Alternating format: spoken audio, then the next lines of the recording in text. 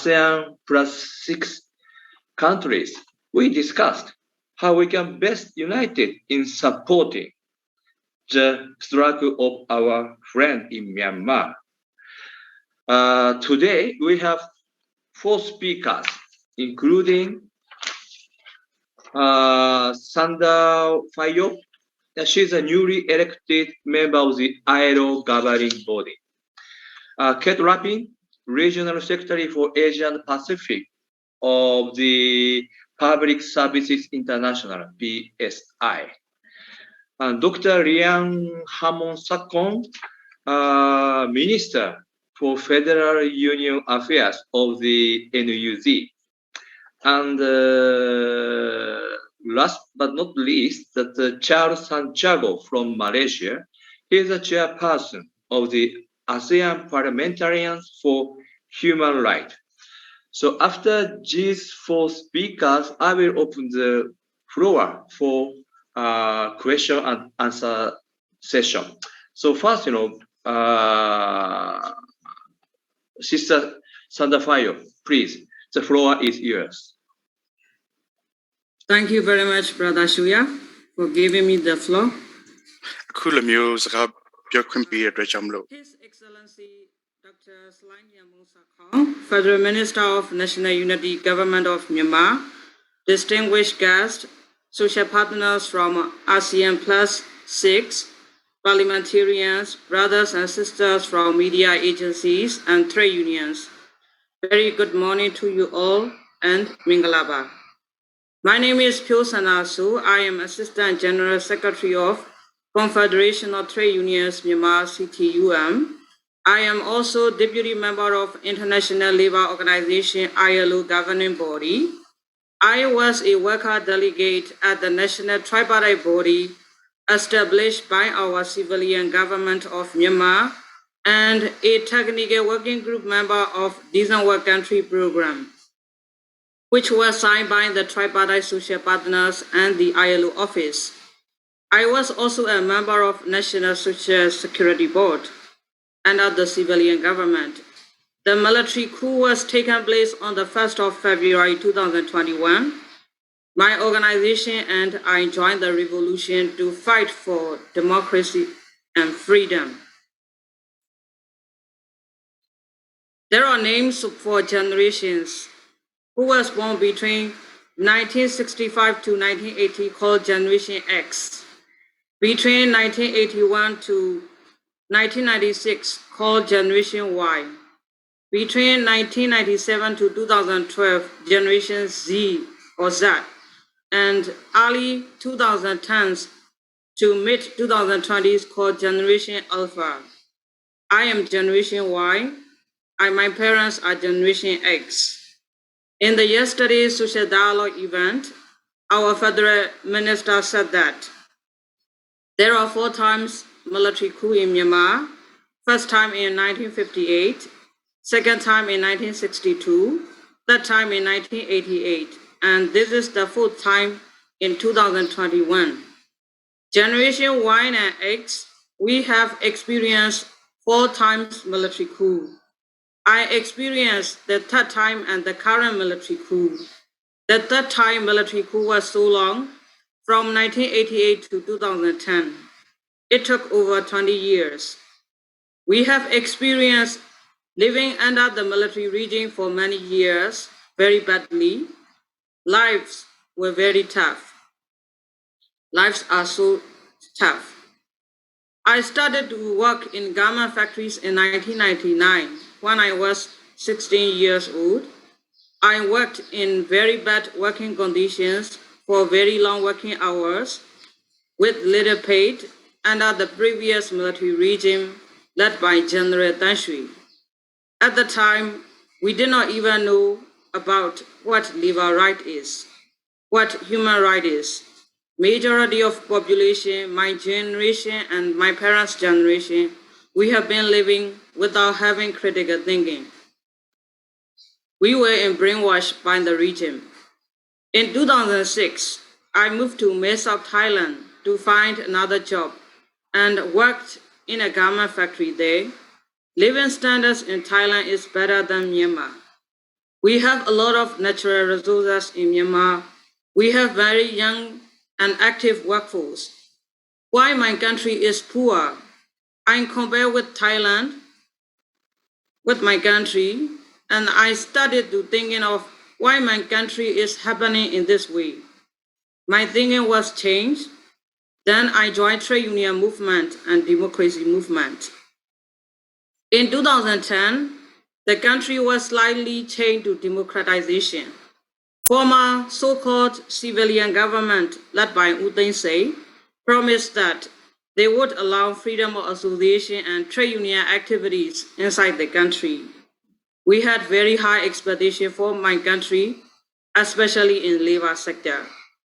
I have confidence to say that my organization and I fully, actively participated in the labor sector development in Myanmar because we don't want our next generations, Z and Alpha, suffer like us.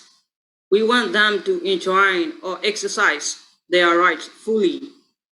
In 2015, the country was changed to certain level of democracy. We would say 75% democracy. All generations can enjoy democracy, especially Generation Z. They can enjoy developments in different sectors.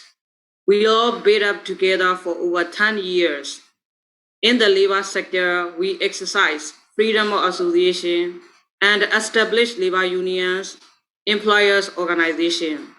We built up tripartite mechanism among government, employers, and workers.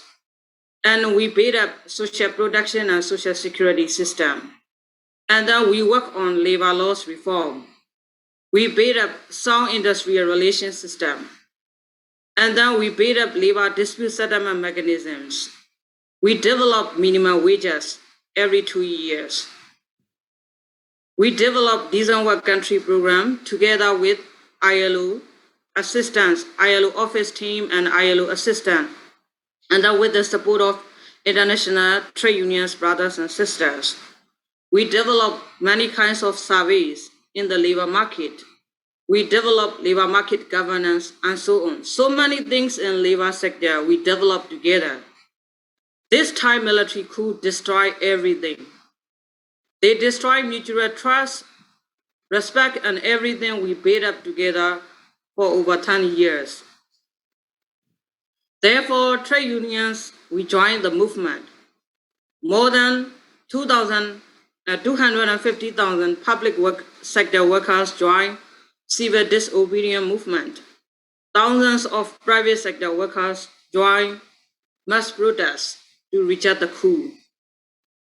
Millions of people from different layers joined the movement. Generation X, Y, Z, we all joined the movement, especially Generation Z. They are so courageous, so creative, because they passed through their lives under the democratic system. The military junta, they did not expect that this amount of people would join the movement. You will see the number of people in 2-5's movement.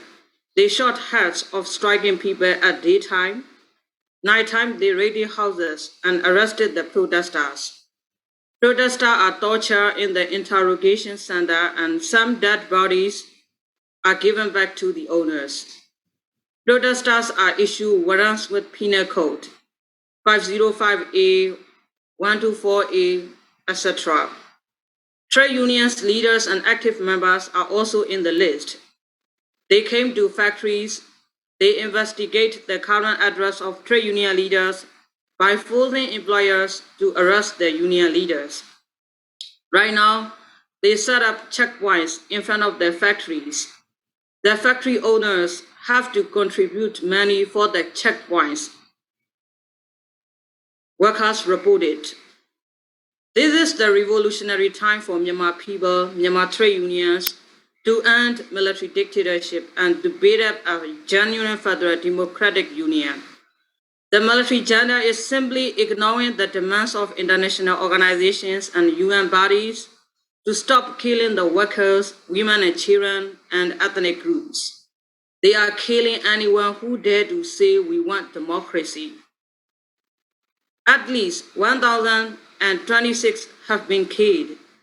At least 7,627 have been arrested. There will be more numbers which cannot be included in official records. And the death rates and arrested rates are still increasing. This military regime is inhumane, and they are the enemy of democracy. They are the enemy of people. There is nothing to recognize this brutal military regime. They don't deserve to be recognized. The SAC and its military gender beggars must be removed and put to justice. The National Unity Government is the legitimate representative of the people of Myanmar. The illegal government has created tremendous sufferings against the people. Our economy is destroyed. The health situation is in total mess. The military agenda even weaponized COVID-19 to kill the political leaders and activists. Thousands of people die of COVID-19. We cannot record. We have received the reports from factories. Workers are denying for taking vaccines arranged by the military agenda because workers do not trust them. Both public and private sector workers who joined the movement have lost their jobs. At the time, some governments and some organizations are still working with this brutal military agenda. It is really heartbreaking for us. Please stop recognizing this brutal military agenda. Please stop working with them. Very soon, the UNG will decide on the credentials challenge against the military regime. Please reject this military regime to stop inhumanity and to save democracy for Myanmar people. We have our legitimate government, National Unity Government. Under the legitimate civilian government, we want to continue decent work country program. We want to have better labor laws and social protection. We want to have freedom of expressions to discuss about politics, economy, and social issues, to agree to disagree among tripartite social partners. We want rights to peaceful industrial actions and assembly. On the 3rd of June, we have seen the historic and strong political commitment of National Unity Government on Rohingya people, who used to be called Bengali. We have to have further discussion to guarantee the human rights and the fundamental rights of Myanmar people, including Rohingya. Dear brothers and sisters, ILO constituents, to end inhumanity of this military dictatorship, we need you to stop all types and levels of cooperation with them. Please put all kinds of pressure against the military regime. We thank you for adopting a resolution recognizing the NUG. We request you to lobby your governments to recognize the NUG. Reject the military agenda at the UNG. 109th ILC session adopted the ILO resolution. Resolution for a return to democracy and respect for fundamental rights in Myanmar. As the resolution is adopted by all ILO constituents, governments, employers, workers, we expect the social partners do their share to realize the demands outlined in the resolution. Brothers and sisters, ILO constituents, would like to request more solidarity from you to implement this ILC revolution. Thank you for giving me to speak the speech at this very important event. Our revolution must win. Thank you for your attention. Thank you very much, Sister Sandar. Yes, the ILO, backed up the international trade union movement, has been making a significant contribution to the facilitation of the democratization process and also improvement of the working conditions of workers in Myanmar until February 1st this year. So we all take a note, of your clear request, particularly towards the forthcoming UN General Assembly. Thank you very much, Sister Sandar, again. Then may I ask the Sister Kate from the Public Service International, PSI. Kate, please. Thank you, Brother Shoya. And first, let me really thank Sister Sandar. It's an absolute inspiration to hear not only about the leadership at the moment in this struggle, but the history of her work to transform Myanmar from what it was under a military dictatorship to become a semi-democratic country with a growing union movement, and now, you know, the devastation of having to face the military junta again, but still with the courage and bravery of leaders like Sister Sangha. It really makes me sure that they will prevail with our solidarity. So first of all, I'm the Regional Secretary for Public Services International, and we're the global union that represents workers who deliver public services. And obviously, workers who deliver public services in Myanmar have been at the forefront of this strike action, particularly in the early days, and we show our total respect for them.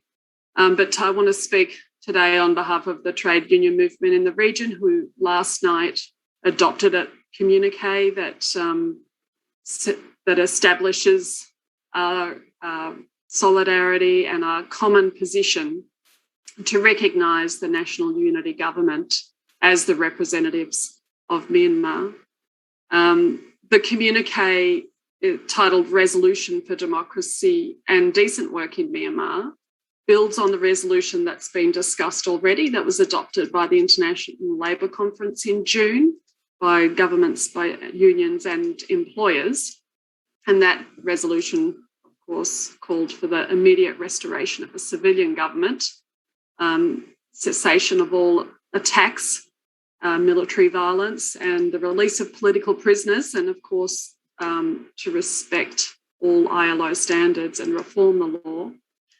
I don't think I need to go through to repeat the list of atrocities committed by the military against workers and unionists, students, communities, or anybody who dared to want a future that wasn't full of fear, repression, violence, or exploitation and poverty.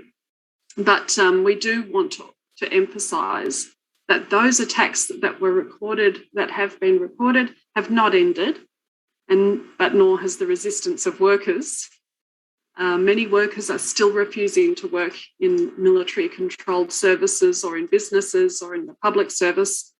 And of course, health workers are still trying to serve the community throughout this COVID crisis that's growing, but they're being punished for doing so, with medical equipment and treatment channeled to the military and to military hospitals and away from the community, except for those that are under the control of the National Unity Government. And we recognise that the National Unity Government has been taking efforts to try and address the crisis. So our resolution that we adopted last night, that's representative of unions and parliamentarians, recognises the National Unity Government as the representative of the people of Myanmar. And over the next 2 weeks prior to the General Assembly, we will all be urging governments to recognise the National Unity Government as the legitimate representative of the member state of Myanmar. We know that the UN has established rules when there are 2 or more applicants to be recognised on who should be recognised. And we know that the National Unity Government fits those rules, while the military junta clearly subverts the purpose and principles of the UN Charter. And of course, the UN is designed to represent we the peoples, not we the dictators, not we the murderers, or we the military power. And so any support to recognise the military at the UN General Assembly would be support for the erosion of the UN itself and would make the UN principles irrelevant. Similarly, we're concerned about the approach by ASEAN and its inclusion of the military junta at several meetings. Last night, we heard from a representative of the ASEAN Intergovernmental Commission on Human Rights from Indonesia. And clearly there does remain major concern from the majority of ASEAN states that the military should not be recognised as the government of Myanmar, and concern around the large-scale violations that they are committing. But there are still several countries who are propping up the junta, and the ASEAN principles of consensus and non-interference are really undermining the struggle of Myanmar. Last night we welcomed the commitments of the National Unity Government in changing laws and practices in Myanmar so that in the future unions can operate more freely and workers can enjoy better conditions. And importantly, of course, so that all people in Myanmar, including the Rohingya and other ethnic groups, will enjoy full rights as citizens, and that the atrocities committed by the military against them will be recognised and punished. We remain concerned about the corporations doing business with military, and we know they're effectively funding the violence against people in Myanmar. Unions will continue campaigns against companies like the Korean company POSCO or the Indian company Adani and others that should be sanctioned for sustaining support directly or indirectly to the regime. So as unions, we remain committed to supporting the workers of Myanmar. We hear the call of our sisters, Sister Sandar and brothers, who have shown extraordinary courage, determination, and the real value of collective action and unionising. And we're going to hold a day of action, a global day of action on the 13th of September, just before the General Assembly commences, to demand recognition of the National Unity Government and to ensure there's no recognition of the illegitimate, violent, murderous military regime. And we will stand with the people of Myanmar until and after they win their struggle. Thank you.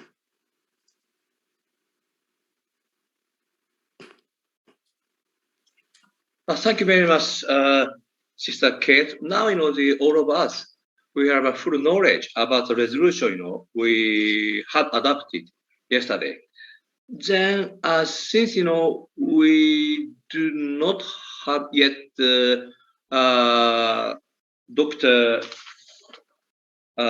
Lian, the Minister for Federal Union Affairs was the NUG. So please allow me to invite Mr. Charles Santiago from Malaysia. He is the chairperson of ASEAN Parliamentarians for Human Rights. Mr. Santiago, please.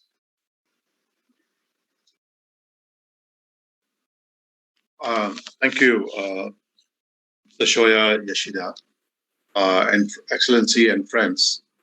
My name is Charles Santiago, and I'm the chairperson of the ASEAN Parliamentarians for Human Rights. Together with me today at the press conference is Kun Kasit, who's the Vice President of the ASEAN Parliamentarians for Human Rights and the former Foreign Minister of Thailand. On behalf of the ASEAN Parliamentarians for Human Rights, let me make a public call to the ASEAN governments to recognize the National Unity Government, which was established on 16th April by the democratically elected Myanmar Legislative Body in exile. We make a particular call to ASEAN because, one, Myanmar is part of ASEAN, and ASEAN is governed by the ASEAN Charter. The ASEAN Charter calls for rule of law, calls for the upholding of human rights, as well as promoting democracy in the region. So these are three important principles that we need to upheld, and I would really push the ASEAN governments, which are very divided at this time, to support the recognition of NUG as the legitimate government of Myanmar. Otherwise, it will really be a slap on ASEAN and the ASEAN's process. The ASEAN as a regional group will be called into question. I also call upon fellow parliamentarians in ASEAN, as well as in other parts of the world, to add their voice to the growing global calls for nation-states to recognize the NUG and deny the military junta any semblance of legitimacy. I urge my fellow lawmakers to cross party lines and unite in persuading our respective governments to take urgent action. We cannot afford to be neutral on a matter of such importance. This is also the ideal moment to ensure that the rights of all in Myanmar, including the Rohingyas and other ethnic minorities who for too long have been subjected to violence and denied their most basic rights. As parliamentarians, we have a responsibility, and we have a unique responsibility in asking accountability on the part of our governments. And we can do that through our debates in Parliament, as well as through the various select committees that we have in our respective parliaments. We can summon our governments to explain their decisions and also make recommendations to our governments to recognize the NUG. We can do that in ASEAN, and we also can do it in other parts of the world. In fact, we will make also, we have the ASEAN Parliamentarians for Human Rights have organized the International Parliamentarians Alliance for Myanmar, which brings together parliamentarians, about 40 to 50 different parliamentarians from Europe, Africa, Asia, as well as America. So we will definitely use the International Alliance of Parliamentarians in order to push their respective governments in order to acknowledge and accept the NUG as the government of the day in Myanmar. Let me again salute the people of Myanmar for their courage and for the determination. And we, from the outside, will definitely continue to support them at this important moment in the history of the country. Thank you very much. Thank you very much, Mr. Santiago. We all appreciate, all the effort made by our colleagues in ASEAN countries, including a parliamentarian like you, and also the trade unions and the civil society organizations to lead the adoption of the ASEAN leaders' 5-point consensus. But we need to create the bigger pressure to the ASEAN government, so as to make sure this consensus will be implemented or realized at the earliest date. So since we still don't have the Minister Liang, so at this moment, I'd like to open the floor for question and answer session. So please click the raise hand button or just physically raise your hand. And before you speak, please identify yourself, with your name and the organization where you are from.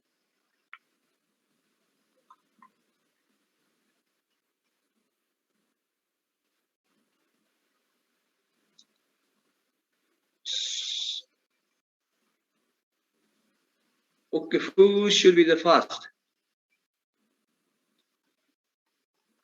All the press and the trade unionists and the civil societies representatives are welcome to raise your hand. Mr. or Mrs. Sourceman. Hello all, Yes. It's very good to be here and thank you very much for this great event. My name is Ko Solzman. I'm from CRPH NUG Support Group Australia. I'm a national spokesperson. I'm just wondering with the ASEAN members, with the any other organizations, NGOs, during this COVID crisis in Myanmar, it's the amount of people that traumas is huge. Both people suffering politically and also economically, and also with the natural disaster with the COVID issue. I'm just wondering, is with the ASEAN countries, with the NGOs, members and organization, any coordinated pressure, cross-border issue, because most people soon after the military coup, there's a lot of people from big city, they moved to outskirts of, let's say, in the borderline area. And also with a lot of PDF and armed ethnic groups. And I think they are getting worse about the suffering of the COVID. And I just wondering, is any organizations doing any coordinated pressure or help for the cross-border issue? Thank you. I see the hand of the Mr. Kazit. He's also member of the ASEAN Parliamentarian for Human Rights from Thailand. Mr. Kazit, please. Thank you for the opportunity to help answer the question on the border cooperation and facilitation. There is at the moment at the Thai-Myanmar border, there is the consortium of international NGOs called the Thai-Burma Border Consortium. Okay, that's the first point. Second, there is a hospital run by the current Myanmar Dr. Santiago. Okay. So there is an ongoing coordination going on between the Myanmar NGOs at the Thai-Burma border and the international NGOs and some of the Thai NGOs. Okay, and some assistance has been, I think, delivered to the needy Myanmar people inside Myanmar at the Thai-Myanmar border and inside the Thai border. But the problem for the past 6 months is the unclear policy direction of the Thai government. The Thai government has been pressed for so many months to make a declaration publicly to open the Thai-Myanmar border and to facilitate the cross-border humanitarian and medical assistance. So far, we have not been successful. So I would like to propose to the meeting that a joint letter by the international trade unions, Asia Pacific trade unions and so on, be directed to the Thai Prime Minister for him to declare that the Thai government will open Thai-Burma border for humanitarian and medical assistance. And on top of that, 2 weeks ago, the U.S. Permanent Representative to the United Nations, Ambassador Thompson Greenfield, was in Thailand, met the Thai Prime Minister and the Foreign Minister, and she also met Dr. Santiago.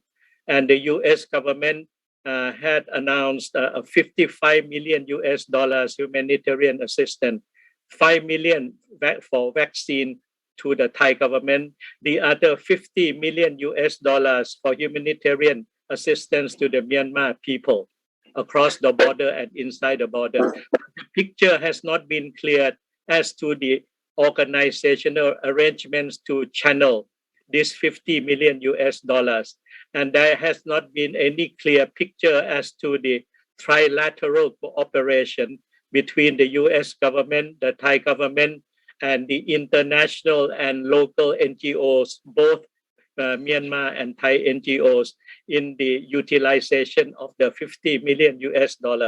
And we have heard also that there are many other donor countries that would like to provide money, but there is no organizational arrangement by the Thai government, and there is no declaration on the open border. So I leave this to you for consideration and also to help clarify the situation at the Thai-Myanmar border as of today. Thank you.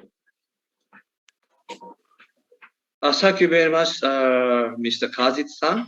And I see the hand of Mau Mau. So, Brother Mau Mau, please.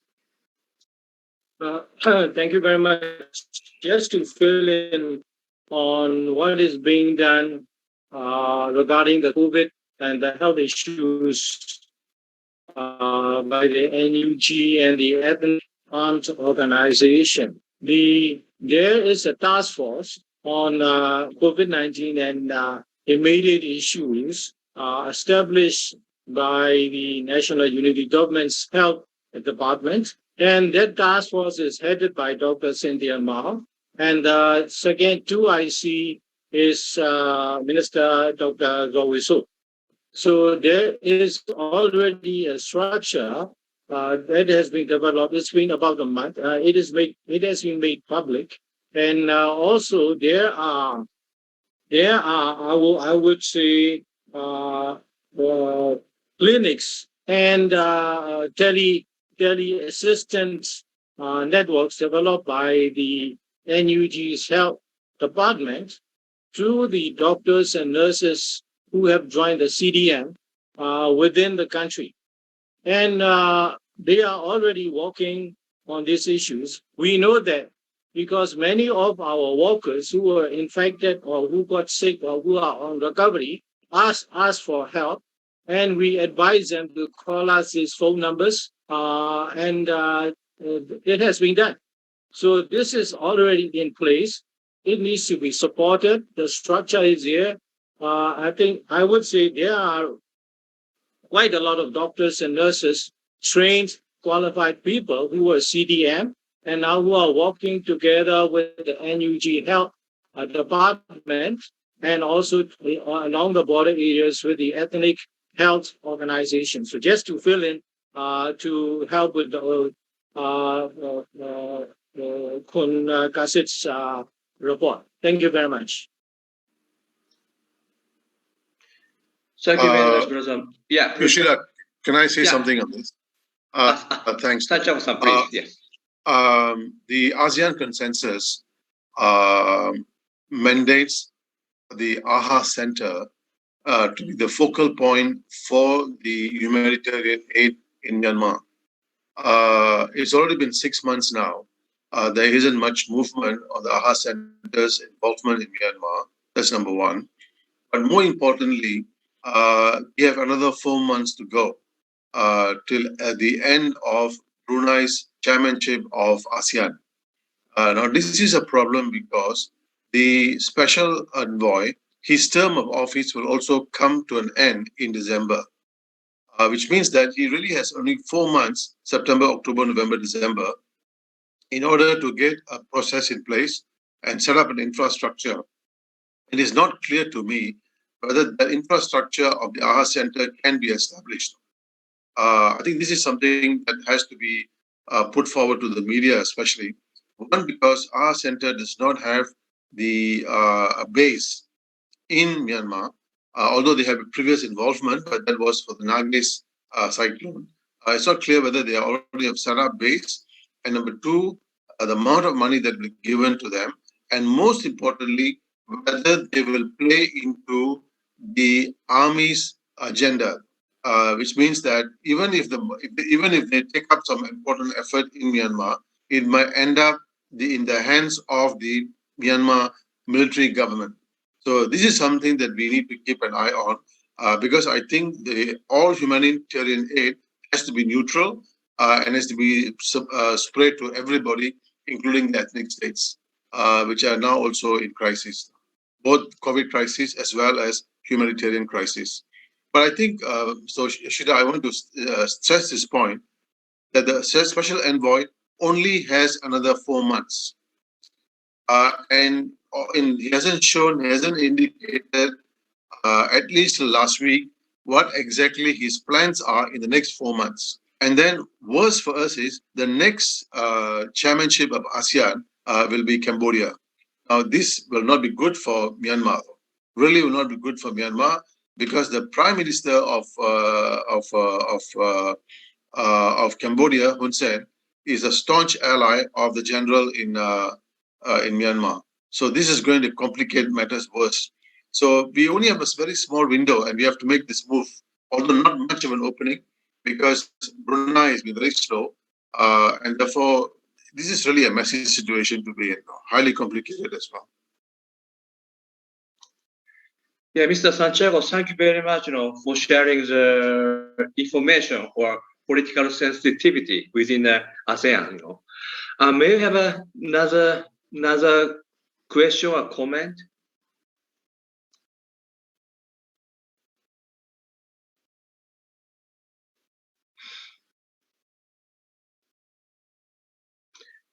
Yeah. Mr. John Locke, John Locke from APRRN. So floor is yours. John, please.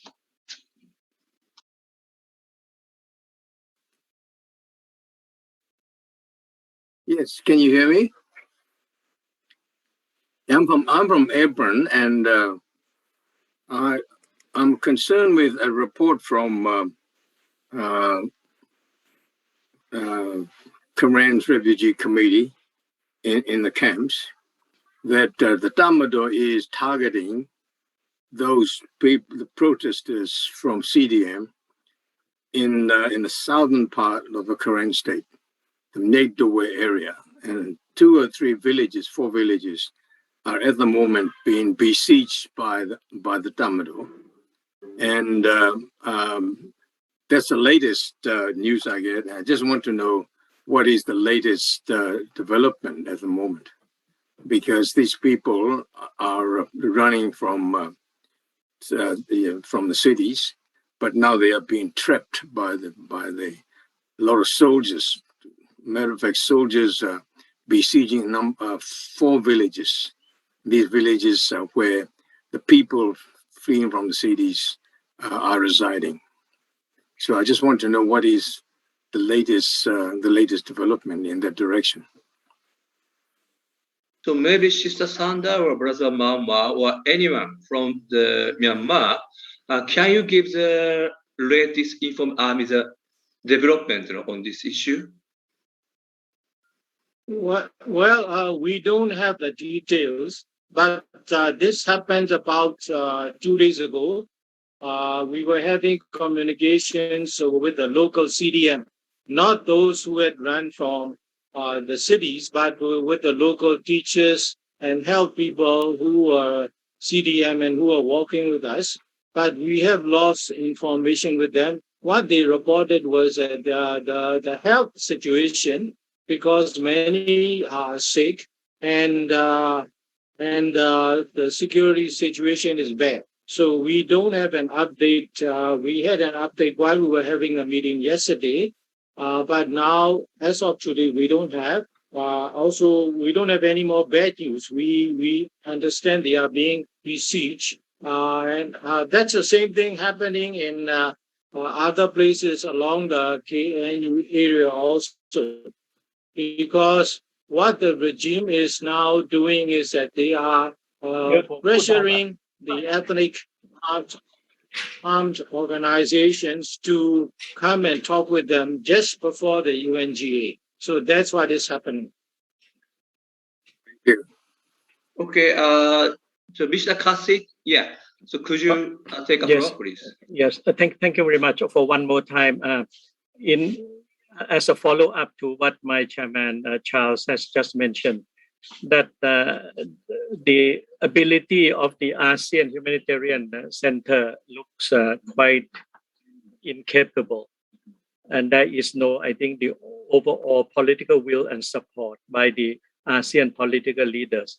So in that sense, may I suggest that we, you, the trade unions and so on, do appeal to the UN Secretary General for him to organize an international medical and humanitarian consortium for operation inside Myanmar in a very impartial manner, and at the same time to coordinate with the Indian government as well as with the Thai government to provide a cross-border facilitation of humanitarian assistance. I think the UN must come in now, and at the upcoming UNGA session on the 17th of September, maybe some of the member states can table this, or the international trade unions can have a joint letter to the UN Secretary General for the immediate UN intervention on the humanitarian side of it for the Myanmar people. Thank you. Thank you very much, Mr. Kazit. And also, I take due note of your concrete recommendation that the International Trade Union Movement should write to the UN Secretary General. And then, Mr. Ko, would you like to take a floor again? Thank you very much for the opportunity again. Thank you. I just wanted to highlight the international community. Some may think with the so-called general diplomatic standard practice relationship with the each countries, so for especially with the ASEAN members. Some diplomats may think that we put aside with the political differences. At the moment, the rescuing the people's life is the vaccine and not the politics. They may argue that way. However, I'd like to express this. Myanmar people is not just only the COVID need, because they are suffering, killed by the not COVID, also with the military as well.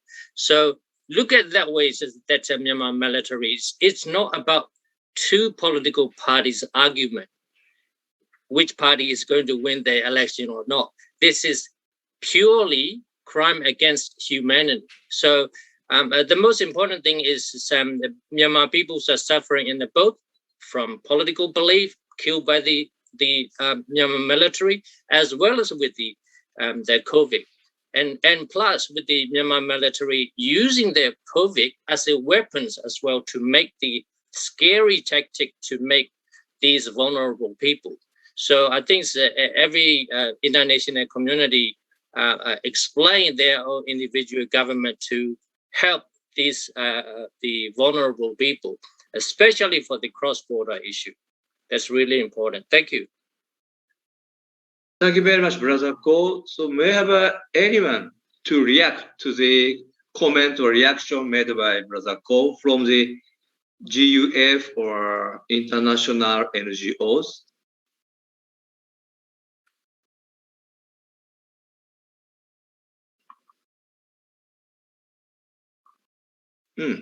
Okay.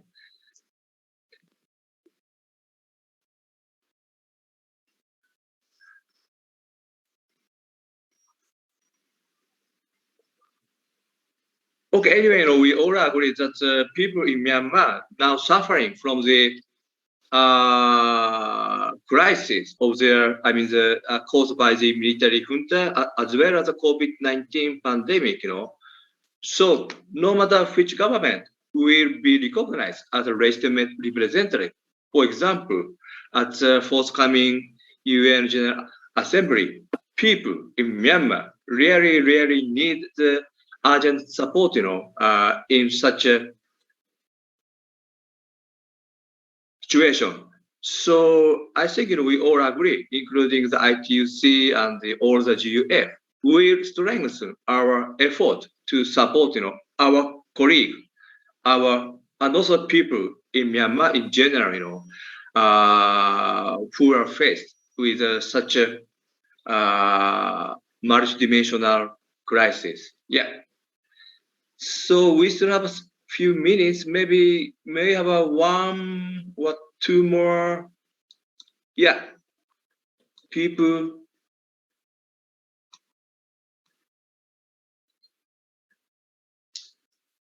Brother Ko, would you like to take floor again, or? Sorry. Brother Mau, yeah. No, I was just asking the media if they want to ask questions, they should ask now, just to inform the media. Yeah. So this meeting is a press conference. We really like any media to make a comment or to raise questions.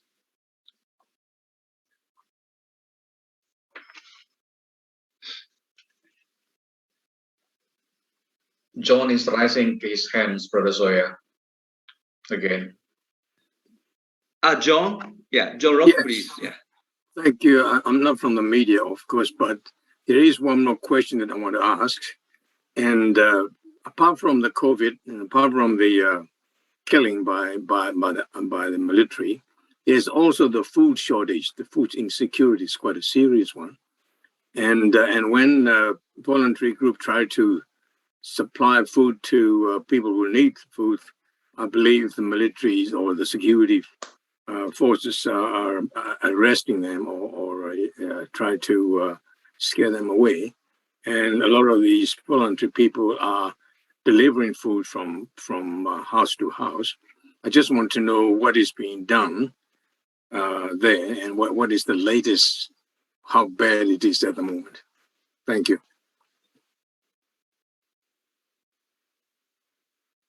So can anyone in Myanmar share the real situation concerning the food shortage?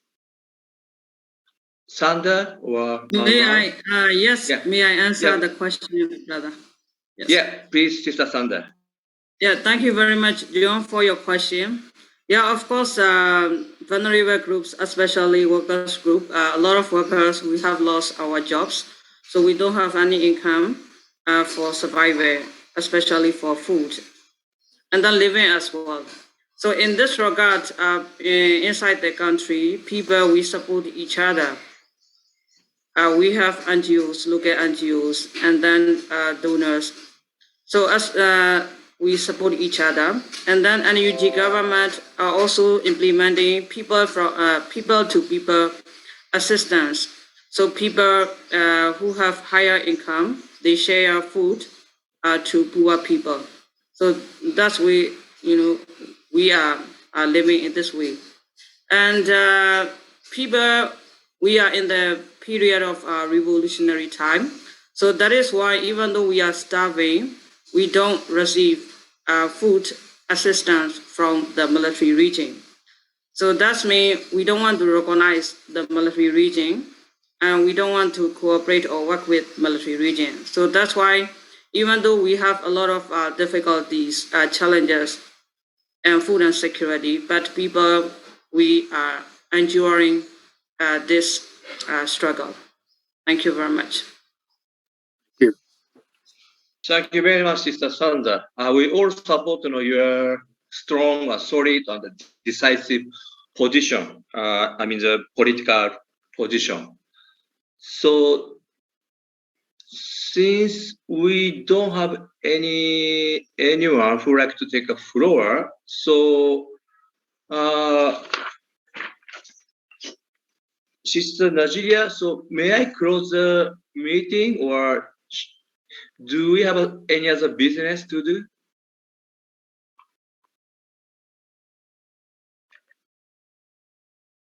Yeah. Brother Choya, sorry. Kate, please. Yeah. Yes. No, I just wanted to, because unfortunately the minister has been prevented from joining, but I did want to just note that from our event yesterday, we have the speech of the Prime Minister, and we can share that speech of the Prime Minister, which I think I know that for us as for our members, it was really important to hear the commitments of the National Unity Government in that speech, both to the current situation, to addressing as much as they can the current situation, to maintaining their struggle, but also to the future reforms that they are proposing. And so I think it's worth for any media covering this to read that speech. And I just also wanted to say that it's been a really important collaboration with the ASEAN Parliamentarians for Human Rights and the broader network of parliamentarians that Charles has been working with. And I think for us as, a democratic movement of trade unions, that is at the heart of what we do, is that we operate democratically for the workers. And I think that the parliamentarians that we've been working with have also shown the exact same philosophy, that we are all here because of the people that put us here, because we work for the members of unions, and they are clearly working for their constituents. And it's a proud history of unions to defend democracy. Many unions have, for centuries actually have their history grounded not just in the workers' struggle workplace, but the work struggle to gain and defend democracy. And And we can see that happen in Myanmar. Of course, we also see it happening, in Hong Kong and other places where there are attacks and focus on democracy. But this is a struggle that we won't give up on, and also wanted to acknowledge the recommendations that, for example, Kun Kasip mentioned that we should pursue, and that we should bring together, I think, the trade union movement in Thailand as well, and brief them and look at what they can do in solidarity. Certainly our members, I think, are in Thailand. It would be good to share the perspective of Kun Kasip with them. So, yeah, I just wanted to add those comments and make an assurance that we will continue and follow up on those recommendations. Thanks. Okay, thank you very much, Sister Kate. Tasneem, would you like to introduce your recommendation or proposal? Yeah. Hi there, yes. My name is Tasneem Rock. I'm a member of the CRPH NUG Support Group Australia. I'm a member of a working group that has created a petition that's on change.org. And this is a global petition to call for the recognition of the NUG government by the UN General Assembly. So I've put a link to that in the chat group. I know it's maybe a little bit different from the topic of conversation today, but I thought that this meeting would be very interested to participate in signing that. There's over 210,000 people who have signed it already. Some of them are notable persons and politicians, and we are going to present the petition to the United Nations General Assembly Credentials Committee after the 14th of September, and to all of the heads of missions. So it would be wonderful if you could also sign and share. Thank you very much, Tasneem. So we are all invited. Yeah, we are all invited to visit the website, which you are seeing in the chat box sent by Sister Tasneem. So please consider or please sign the petition. Yeah. Then may I close the meeting and just saying, we all hope our effort and our struggle, in Myanmar, and also to assist the colleague in Myanmar will be widely shared all the people all over the world, after this meeting. And also, I'd like to thank all the speakers, that Sister Sandar Phyo, Kate Lappin from the PSI, and Mr. Charles Santiago from the Asean Parliamentarians for Human Rights. And I'm sorry, we couldn't make the Dr. Liang, the Minister for Federal Union Affairs of the NUG National Unity Government, to join us in this meeting.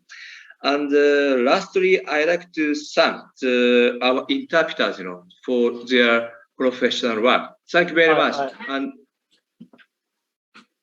thank you. yeah, okay, thank you very much. Yeah, Thank you. and please, yeah. Chat box,